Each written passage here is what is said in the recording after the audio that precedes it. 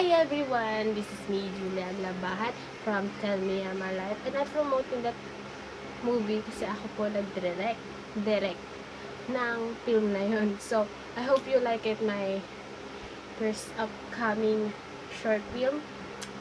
Ang mga characters ko po doon ay mga best friends ko, like Jimin Bandico, Jason Junanao, and Roberto Pacre. Including na rin po dun yung aking boyfriend bilang some extra characters na lang po sa aking film.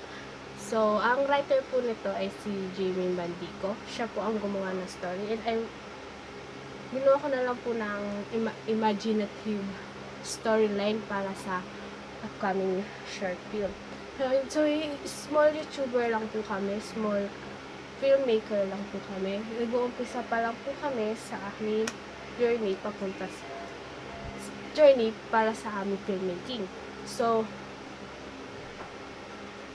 ang ano namin dito, guys,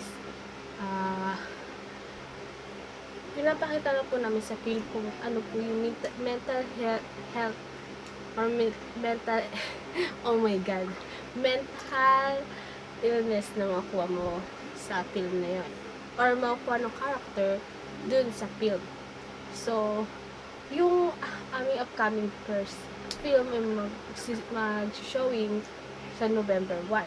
So, guys, sana po panoorin nyo ang aming short film, kahit medyo edgy lang yung aming short film. Pero, may laman naman po yun. So, sana po ma-enjoy nyo yung video namin dahil buong effort namin yun ginawa para sa inyo, mga viewers. So, I hope you like it and thank you very much. Bye-bye!